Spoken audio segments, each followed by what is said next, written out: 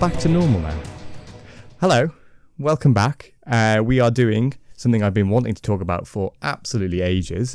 The 11th Doctor Chronicles, specifically the run with Valerie Lockwood. And would you like a little history lesson? Go on. Because this is your first time listening to these. Yes. I've listened to these a few times now. They're brilliant.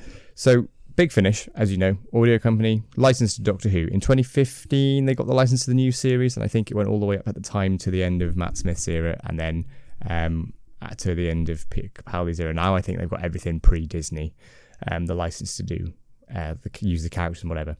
Now, obviously, Matt Smith, very famous man now, not really got time to pop in and do some Big Finish. David Tennant did it quite a bit in lockdown, because David Tennant will come back to Doctor Who whenever he needs to, and I'm not going to complain. But to replace Matt Smith, they cast a voice actor and an impressionist called Jacob Dudman.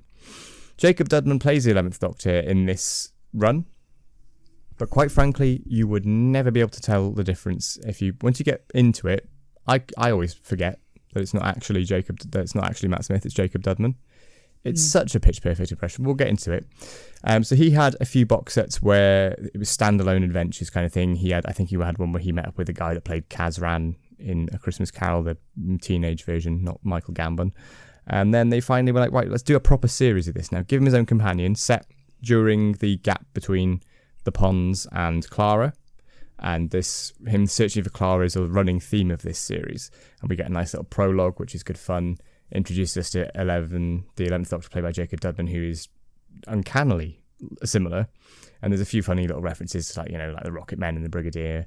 And it really sets the scene nicely for our first proper adventure, where we meet our new companion, Valerie Lockwood, a cybernetically enhanced human being from the future, played by Safia Ringar. Safia knocks it out of the park as Valerie, quite frankly. They are phenomenally good. Such an interesting companion. And this basically spawns then another 11th Doctor series, basically. Let's call it Series 7.5, you can't even call it Series B, actually, 7B, can you? Because that's the second half. I'm going to stop rambling now. Tom, what did you think of these so far? We're halfway through.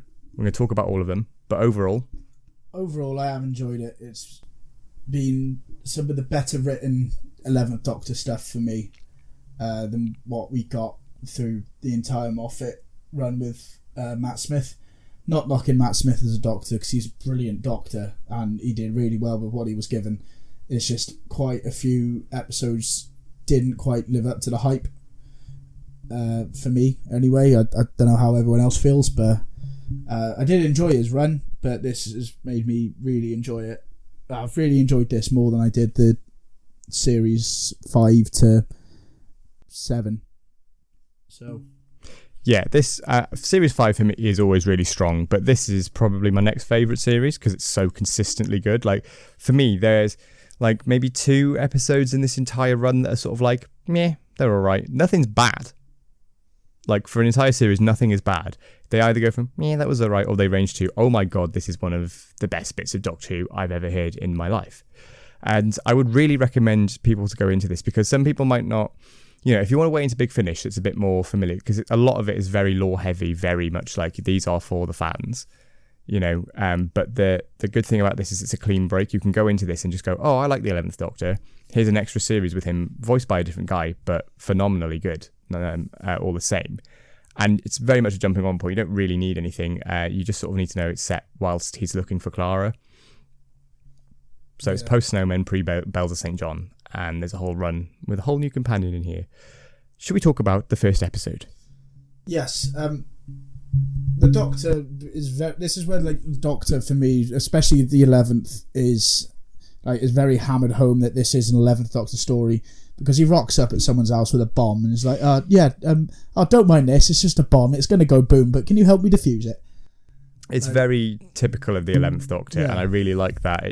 It's a really interesting sort of introduction to this new TARDIS team, because we see it once again through the companion's eyes, and it's a very sort of normal day for Valerie until this lunatic turns up with a bomb, but then it immediately goes quite dark because a member of Valerie's family is killed, and her and the Doctor have to go off and sort of investigate what's happening, and the way that they're being killed is really Doctor Who-y, and it's really quite good, and it's interesting that this corporation is overseen by the personality of the old CEO, has just been downloaded into this AI and is still running the company, like, you know, could be indefinitely, really.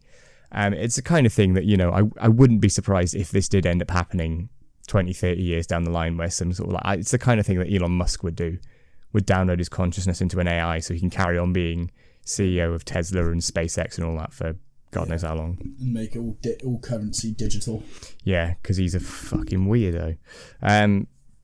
The Valerie makes a really immediate impression, I think. She comes to life. Safia Ringar as well. Just they really put in everything to bring Valerie as a character to life, and it's the whole way that they're forced together is a really unique impression, because it's not just the Doctor rocks up and wows this, you know, everyday modern day Earth girl, and she sort of is all like, oh my God, isn't this amazing? Like, they're forced to work together because of this bigger threat. And I really like the way that Valerie has her own thing of being a bit different by being a cybernetically augmented human. Like, she's not a cyborg, she's just got little implants and stuff, and they play a part in quite a lot of the stories, especially towards the end of the ones we're doing today. It's a really big part of the stories. And it doesn't just... I started listening to this and going, is this not just like Cybermen kind of thing? But they make an important distinction to go that, no, we're not Cybermen. This is just very much like, these are tiny little changes. We're not revamping our whole bodies. They're just like, I've got stuff so I can lift more. I've got stuff to help my back and stuff like that. It's really, it's a good distinction that needed to be done, I think. And they set in the fact that everyone's got these chips in them to deal with, like, it's their way of contacting for help, contacting family, spending money, doing anything in their life. Everything goes through this chip that's put into them when they're born, or their first birthday. I can't remember where exactly. It's early on, though. It's very early on in life, and like, you get this whole, like, this whole feels like a AI bad government control-y sort of. I'll say subtle. It is like, bang, here you go. But that's the messaging going underneath it. But it actually works really well in this. And then as we go through the story, we find out that they're just on a rig, and it's kind of like an experiment almost. And the rig's, funnily enough, rigged to blow up if something goes wrong and the outside world finds out, I guess. It's a great twist. It really is a good twist, which would probably jump the gun on. But as we go through with the Doctor trying to find the cure with Valerie, you keep getting Valerie getting contacted by family or calling them, and you just hear them dying one by one throughout the entire story, just to really ramp the pressure up. Yeah, full disclosure, by the way, we're going full spoilers on this, so if you haven't heard them yet, really go and listen to these, because they are fantastic. And if you're not bothered, that's that before you let me loose on it. True, but I got carried away as well. But then we've got to talk about this next point, because in episode 1 of this series, Valerie's mother is killed. Yes, and it sort of is a really interesting way to do that, to sort of show her family dynamic and show Valerie and how she fits into her family and everything, and how close she is with her mother, and then kill her off. So then you immediately cut off that support. It would be like, imagine in Rose if Jackie is killed by the Autons, and you cut that support off, and you sort of go, well, what does this do for a companion? Especially someone who's headstrong and very determined like Valerie, who doesn't take any shit. You know, she goes mad at Hendrix, who's the CEO. And it's a very Doctor Who thing to do, like this sort of like wiping out millions of people for profit, all through the idea of money. And it's that if you got to spend all your money, otherwise you get killed. Yeah, cause I forget what the disease is called, but I know there's no cure for it, or there was a cure, and it was delivered by another Time Lord who remains nameless up to this throughout this run so far. I'm assuming we might find out who they are as we go ahead. But I'm not giving you any spoilers, my friend. That's fair. I don't want them. But this disease is in the currency, and it works that if you have too much money, say you win the lottery, as her friend does at the start, having too much money is the thing that kills you, because you got too much of this virus going through your systems with your android parts and your organs and stuff, your natural stuff that you're born with. So having the money and forcing everyone to spend all their money just to keep them alive for a bit is... you could see corporations doing that easily. It's the kind of thing that's sort of like the thing, it's ridiculous, but then you go... it's not something that certain companies and things that I could see them doing it at some point. It would be horrific. Hi, Elon Musk. Yeah, it's the kind of thing that they would do, and it's the sort of it's really eerie, but it's also really creative and makes for a really interesting sci-fi story. But then you sort of go, we're not far off this, are we? It's the thing. I'm rewatching Battlestar Galactica at the minute, and I'm watching that going, obviously this is a very spacey show, you know, which is faster than light ships, but the idea of AI and it turning bad and stuff like that is, we're not far from that. Do you know what I mean? It's scary, but AI scares me. Yeah. But as we go on, the Doctor realises Hendrix is the person who's put this disease into the currency, and they are trying to get her to delete all the currency for everyone, including herself. But she's refusing to do that because she's money hungry and like she wants the company to keep going, and she doesn't want to be the reason it goes under, which I get. But, you know, they decide, you know what, she's going to be rich, and they reverse it on her, so make her do something about it as well. Which, I mean, when you worked it out as well, you could kind of see that ending coming in a bit. Yeah. It's a bit of a... It doesn't take away from the story, like, but you can sort of, towards the end, you can start to really work out the ending and how they're going to get around it. You can kind of get that, but it is a very much like, it's like, here is a very clearly defined villain with a very unique plan, and it's very much like, well, we're just going to flip this on the villain, and it happens quite a lot through Doctor Who, so it's one of those ones I can kind of get it. It's not too bad, but I do get what you mean. But after all this is sorted, Valerie basically becomes the Doctor's companion. I like the idea that she doesn't join the Doctor to travel and to see the universe. She wants to help the Doctor help other people.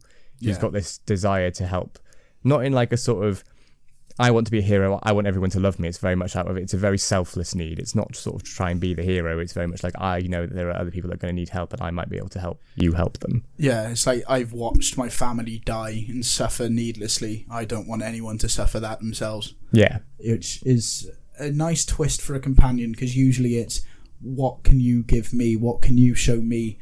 Sort of thing. With Rose, it was, you can take me. As soon as the Doctor mentioned, oh, we can travel in time, she runs on board, which is pointed out in Father's Day, and the Doctor very clearly states that she used it as an opportunity to go and see her dad, let alone save her. I don't know if that was it crossing her mind. Martha, she was just lovesick, and like she's like, oh, he can take me to amazing places, so I'm going to let him. I think Donna was probably the only one on TV that didn't see, like, just wanted to see the universe and stuff, but didn't expect nothing from the Doctor. Yeah, she was just sort of stuck. She was just bored of her normal day-to-day life and wanted more. She wanted to change. Yeah. It's an interesting way of doing it, and this episode really balances the sort of, what you need in a good season opener is balancing character and plot. Like, quite often you'll get one that's very plot heavy and doesn't really introduce a new character as well, or you'll get one that's very character heavy and there's a very surface level plot. Yeah. But this balances it nicely. I like it. It's good. It's really good. And then we get the first of the sort of the series arc for this is that there's this phone call and someone's asking the TARDIS for help. And who is it? Who's calling them? Could it be Clara? Is it Clara? Is it someone else? You'll just have to wait and see. Yes. And we'll probably end up talking about it by the time we get to that reveal. But it doesn't happen in this video. So go and watch it. We've just spoiled episode 1 for you. But if you want the rest of it unspoiled, go listen to it now. Or we're just going to carry on. Yeah, we're going to spoil the rest of it for you now as well. So unlucky. Yeah. Definitely go give it a listen though. It has been some of the best Doctor Who I've heard for a while. Yeah. Episode 2. Yes, so House of Masks. Interesting parallels with this because the 11th Doctor goes back to Venice. Obviously, Vampires of Venice, quite an important story within the 11th Doctor's era because that's where Rory becomes part of the team. And they do touch on it. Yeah. In this one. This one's an interesting one. I do find it's one of the ones that tends to not really stick in my mind as much. There's some good moments to it. There's a fun little tie into the reference about Casanova and the Doctor and the chicken and all of that gets mentioned in Vampire in Venice. The Valerie's sort of background is expanded on further because she knows about psychic paper. She's already got her own translator implant, so the Doctor doesn't need to explain why the TARDIS is translating because she's already got her own one. This episode, though, is just carried by the chemistry between Jacob Dudman and Safia Inga. The two of them are really good, and you can tell that they both get on, like, outside of recording, and they really make the friendship between the Doctor and Valerie feel very real. and it really, really works. I really like it. I do feel that the Doctor using the Mr. Smith alias in this feels quite funny because of Matt Smith. Also, it's quite meta as well. It's like, hey, I'm Matt Smith. I'm Mr. Smith. And then you go, no, you're not, but you're a very good 11th Doctor. Yeah. It's really good. This basically, the plot of this is that there's this crash ship. It crashes into Venice and sort of just gets adopted by the locals, and they sort of go, it's fine, it's part of the architecture. And the idea of the future just sort of the idea of future just paving over like classic architecture and it being kept alive or forgotten, and that's the kind of theme of this. And the Doctor and Valerie both get separated, so they both get to go off and realise that one person is being sort of hunted by the other person, and the other person is with the Doctor, whereas Valerie's with this guy. I can't remember the names of this one. It's not one that sticks in my mind, this one, I'll be honest. No. But yeah, the stance they have on wiping out the AI is an interesting one, because the Captain's motivations in this are kind of valid, because the AI has done some awful things, but the AI has also become its own kind of person, and it's got its own consciousness then, isn't it? Yeah, you go, if you're destroying a consciousness, are you destroying life, or is it just that is it just a machine that's running a program? And it also plays on Valerie's grief as well, of her mother dying in the last episode, but there's not much more to this. There is a nice heart-to-heart at the end where the Doctor does his usual "I'm the last of the Time Lords" law drop, and it works in here because it helps them strengthen as a pair, because the Doctor's going like, I understand what you're going through more than anybody else because I've lost like everyone. Yeah. I mean, basically this story is just an assassin trying to kill the captain of the ship, and it's sort of blended in with Venetian times. I can't remember when it was set, what year it was set in, or if it was more modern day. It's quite old-fashioned, I think. It's all sort of like masquerade type of Venice. It's the kind of typical sort of maybe like 1700s. It's the typical Venice you think of when the Renaissance. Sci-fi, that sort of era. The ship itself is sinking as well, and that's why. And like the doors don't open, the windows don't open, no one outside can hear you, and stuff. Like there's this moment where Valerie tries to kick the door down, and everyone stops what they're doing, and just stares at her like she's a freak. Yeah. And the Doctor's just there trying to play it off, and they're like, "Oh yeah, we just love kicking doors." Because that makes you conspicuous, doesn't it? Yeah, it's one way to stand out, like. But no, it's good. There's some nice little moments in this. It's carried by, like I said, it's carried by the 11th Doctor and Valerie's sort of chemistry between them, because the rest of it is it's a bit forgettable. It's a bit bland, but it's still good. It's not bad. It's just very meh. Yeah, I'd agree with that. The end. I don't have many notes for this one because it's very. You've got to focus on this one. Yeah, this is a jumpy one. This is something you have to sit down and listen to, because I had to listen to this one twice, I'll admit, because I was driving on a first listen to this, and it was all over the shop, and I was like, right, what the hell is happening? And it took me till about halfway through to realise, oh, right, okay, it's just we're seeing two timelines converge, and we eventually see the start of the one and end of it all. Yeah, it's a very Moffat-y, timey-wimey stuff. It's like, it's almost like they had the story of one of them being poisoned by these time spiders, and then it didn't quite fit the runtime, so they sort of go, what if they're both, like, so we open the story, and the Doctor is sort of cradling a dying Valerie, being like, oh my god, help me, and then the credits kick in, and then that same scene repeats, but this time the Doctor and Valerie are switched, and it's Valerie trying to help the Doctor, but all the other characters are saying the exact same lines, delivered the same way. It's only the Doctor and Valerie that's switching, and it's a very timey-wimey. If you like time travel and hard time travel shenanigans where you really have to sit down and focus, this is for you. If you want something a bit lighter and a bit more fluffy, probably won't enjoy it as much. I mean, I enjoyed it more this time round. I remember the first time I listened to it, I was just like, this is a bit over the top for me. It's a bit sort of like going, look at us, look how like Steve, look, do you remember this is written by this might as well be written by Stephen Moffat, ha ha ha ha. And it doesn't quite land for me, in all honesty. It's got some good bits. The time spiders themselves are quite cool, and eventually when the timelines sort themselves out and you've got the proper story, I'm more into it then, and it's more like, okay, right, we've stopped flip-flopping now. We stopped the shenanigans now. But it's nice to see Valerie having to take control of a situation without the Doctor there as such. Yeah. I mean, he does kind of, be him and be like, well, sod this, I'm not lying around. His ADHD kicks in. And, it is prevalent in the Matt Smith Doctor, in fairness. He is he's very neurodivergent. Yeah. I mean, I think all doctors are to a certain degree. Like, just not as amplified. Yeah. You get Jodie Whittaker as well. That Doctor was... Capaldi. Yeah. Especially in Series 10. You're getting that childish urge to blow something up. Yeah, stuff like that. It's a fascinating trait of the Doctor, and it speaks to people. And yeah, as people who are... I don't know what just fell down then, and I don't want to know. Hello? Hello? Sorry, no one's there. Right. Yeah.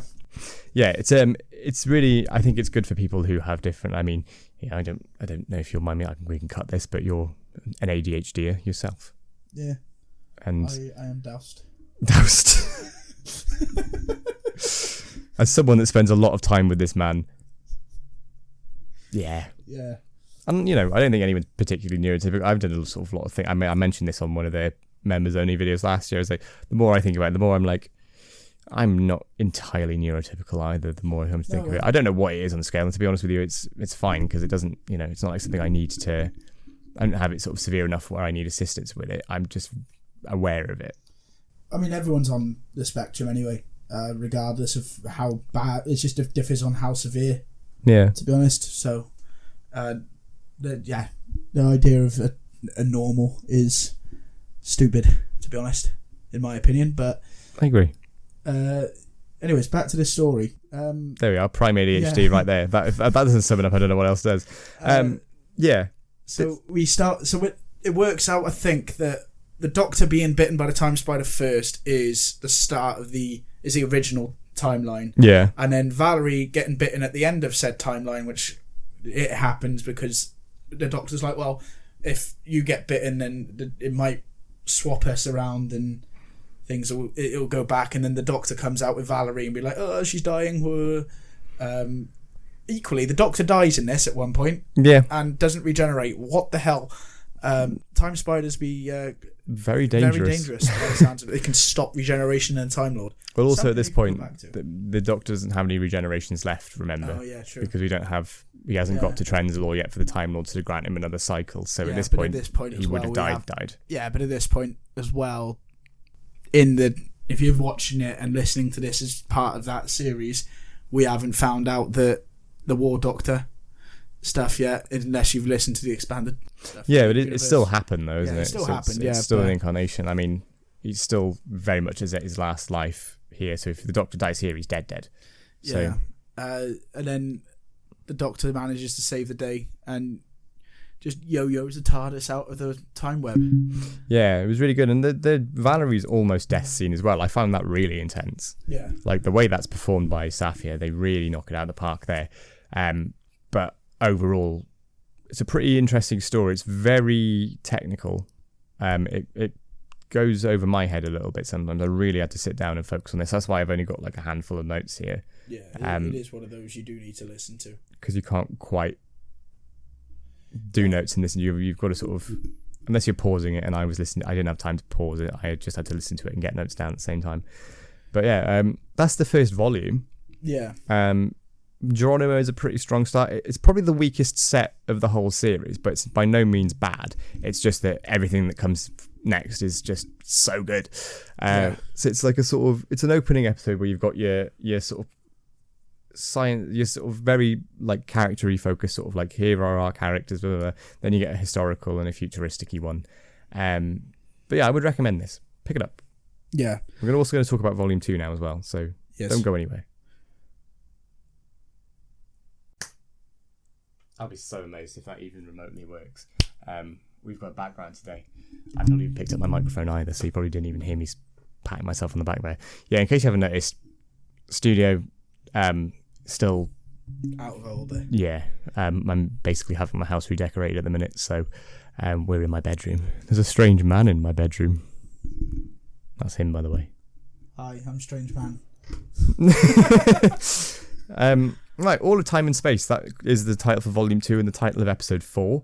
I loved All of Time and Space. I think it's so cool. It's so funny. It's so daft. It's so meta. Like, even this episode is written by Ellery Quest, like in the credits. It's Tim Foley, who was a genius, and Tim Foley needs to get on the TV series if that ever comes back. The idea, it's so meta of this guy going, oh, we're going to have these adventures of the Doctor and Valerie as this big stage play, and immediately being told this is far too expensive. We haven't got the budget for that. That's Doctor Who in a heartbeat right there. And basically this theatre manager then is sort of cloned and... Don't never mind me. Sorry. I just stopped because I know that's going to make a noise on the thing, so I just thought I'd give you a second. Unraveling my microphone. It got tangled up, and I didn't want to have any issues. He was unraveling something. This Ellery Quest, then, this writer, is basically being hounded then by all of these multiple versions of the same, like, theatre director, manager, whatever you call them. This fella. His copies. Yes. It's really funny. It's so daft. The only way Doctor and Valerie can break through to Ellery is through using things that can tell a narrative, like comic books. Yeah, just anything, any form of media, any form of storytelling media. They break. So they try and get through to him on the radio. Through my favourite bit is when they're in a Punch and Judy thing, and they're doing the Punch and Judy voices as well without even realising. And it's a little callback to the Snowman as well, but also it's just really funny. It made me laugh. Yeah. It's absolutely hilarious, and eventually at one point when Ellery picks up the puppets of the Doctor and Valerie and just starts running with them while he's being chased, and they're like, why are you running? It's just, you've got to listen to it to get it, but it's really fun, it's really clever, and I love it. There's a twist in this as well, which we are going to spoil very soon, so if you haven't heeded the spoiler warning, please do it, and that's that Ellery Quest is also not real. Yeah.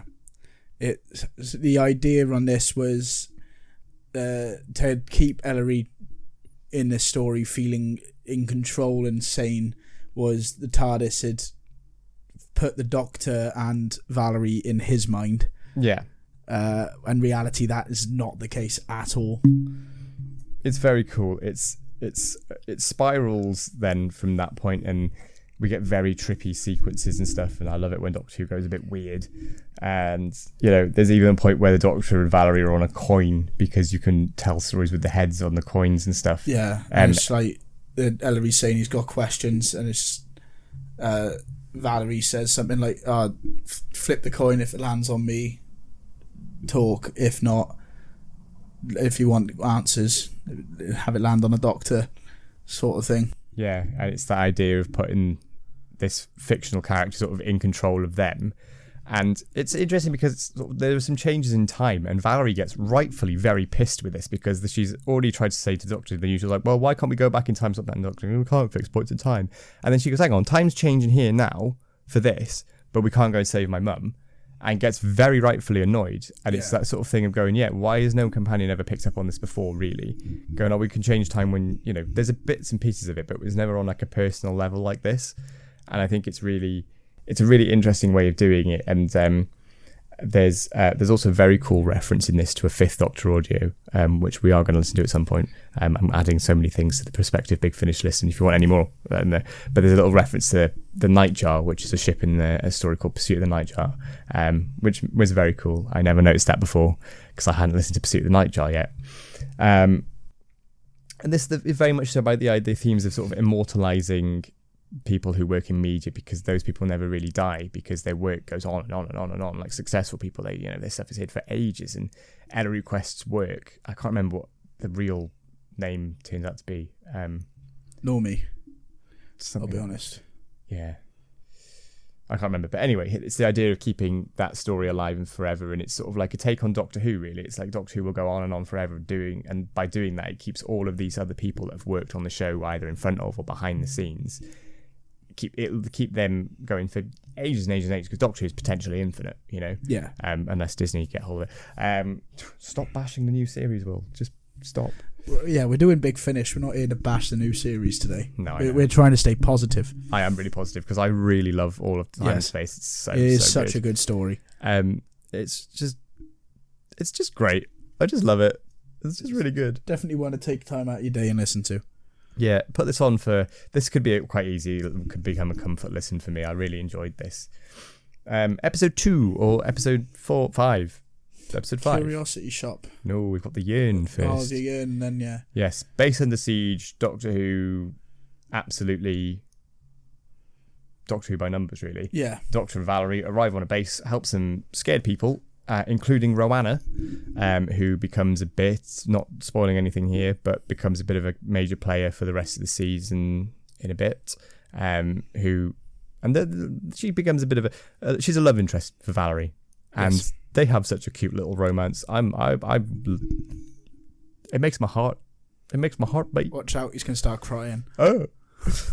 No, I love these two. Their chemistry is immediate. It's really believable. The way that Mia Tomlinson, who plays Roanna, she really brings out the sort of softer side of Valerie, and they get a bit sort of awkward and bumbly around each other, and the Doctor's just watching on. And there's a bit where after they've kissed and they're talking about it, and the Doctor's like, "Oh, you kissed, woohoo!" And he's really like, "Whoa, go on, guys!" Ultimate wingman, even though they're in the middle of a crisis. I could save the days later, but oh my god, you kissed! Tell me more. I like the bit that when they land and they're immediately sort of exploring, and there's that sort of back and forth about we're gonna have guns pointed at us soon, and then immediately it happens and Valerie's like, "Oh, get out the psychic paper and I'll call it a bingo." And they're only 5 episodes in, but already they feel like they've been traveling for ages. They really sort of it doesn't feel rushed though. It just feels like we're just seeing highlights of these guys traveling together. Do we get another phone call in this as well? I believe we do. Yeah, so there's another hint of the ongoing arc in this as well. The side cast are really well developed here, and there's only a couple of them. There's Roanna and a couple of the others on the base, and there's really lovely bits of dialogue throughout this as well. It's really nicely written. There's a bit when they describe the Yearn, who are these creatures that make the sound like a night. They're going, "Yeah."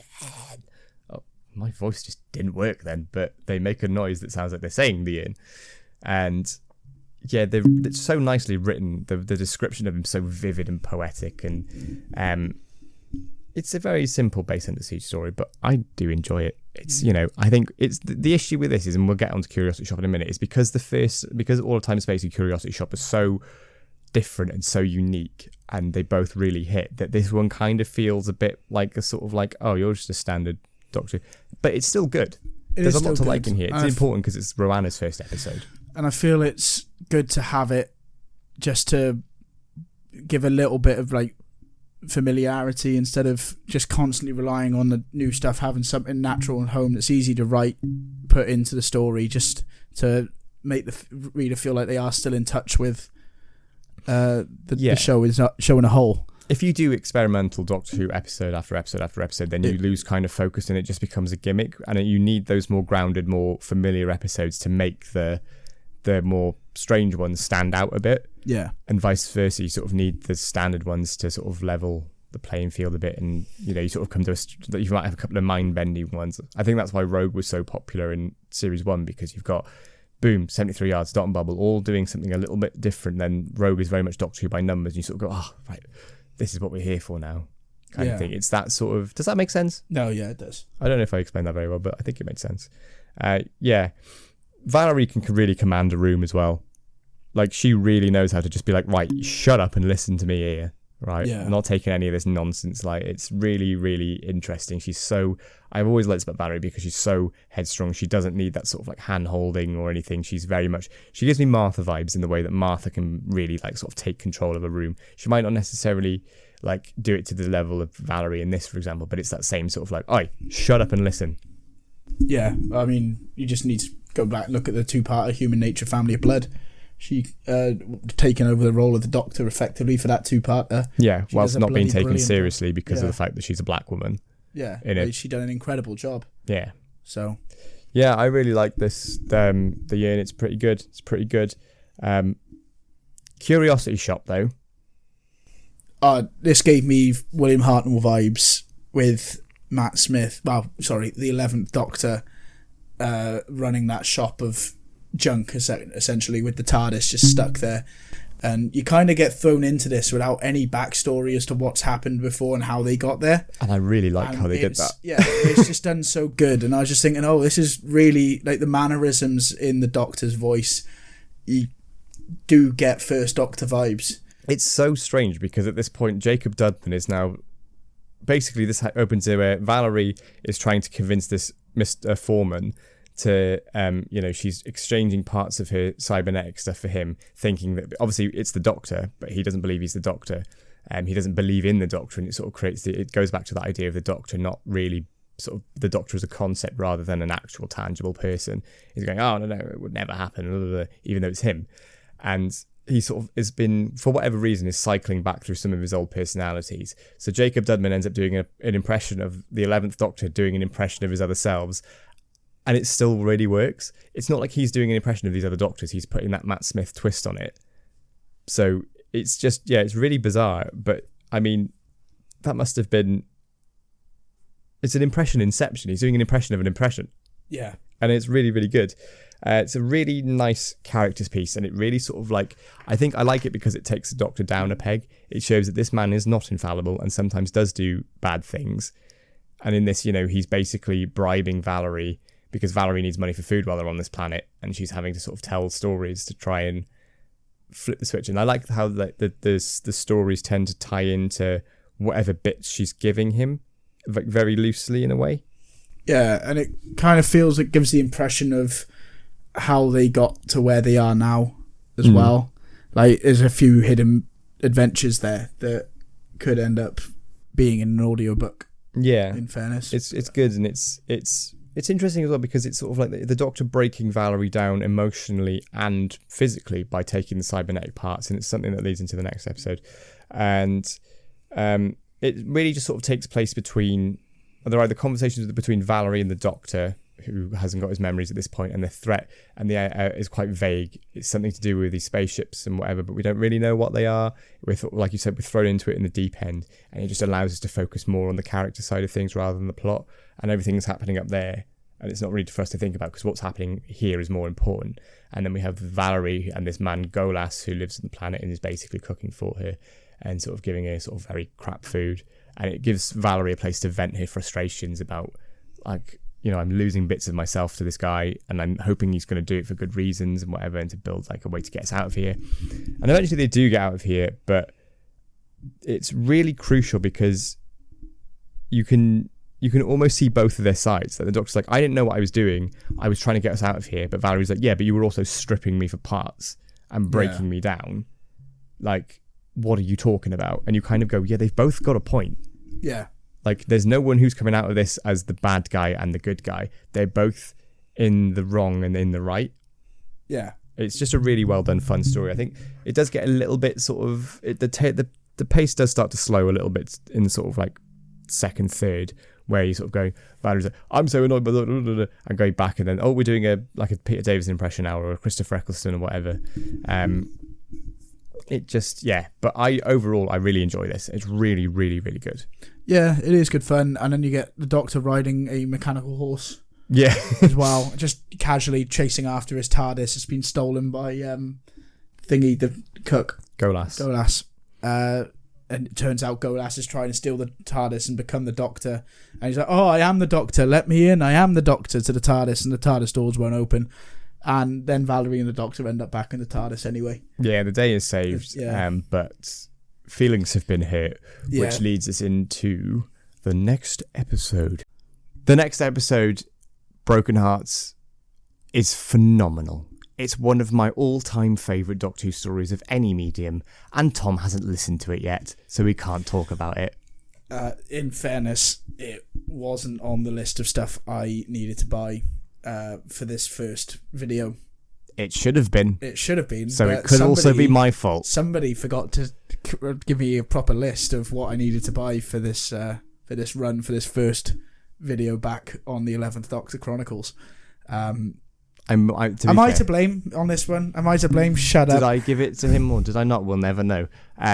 So this concludes part 1. Come back for part 2, where we will wax lyrical about Broken Hearts, or at least I will, because I love it so much. But yeah, this is a fantastic series. We've got another special and 2 more sets to go through. It's going to be, like I said, this has been a pretty long one. It's going to be a pretty long one next week, but I really want to talk about these, and I really want to find more stuff at the minute to sort of go, we're in Wilderness Era 2.0. Let's go into the expanded media more. Let's go and do more wacky stuff, Yeah, let's go and have some fun with it and just be as positive as we can possibly be. Yes. But as you said, that is it from us. If you've got anything you'd like to add on this, or any stories from Big Finish that you would like us to review as well, if there's anything we've missed or might not be on the list of stuff you want to give me as an overall Big Finish bundle, then let us know in the comment section below. Don't forget to like, share and subscribe to the channel, and check out our memberships as well, where you, just for a small little fee, you can, through various grades, you can decide what video we do. You get extended cuts and early access to all our videos as well. Tier dependent, like you have to just read it. Make sure you sign up to the right ones. Yes. Thank you for watching. We'll be back. We'll be back in a fortnight again with something else, and then we'll come back and we'll alternate the Big Finish stuff with other bits and pieces that we're doing. Just to fill the void of no new Who for a while. Yeah, we're not going to get that for a while. We might even touch on some other non-Doctor Who stuff as well in the coming months, just because it could be fun. Get some people on to talk about different things. Could be a laugh. We might even do something which I've now working titled TARDIS Tavern. And you know about this, and you probably can be able to guess what that's going to be. I can't wait. But that's coming. Stay tuned. Ta-ra. Please come back.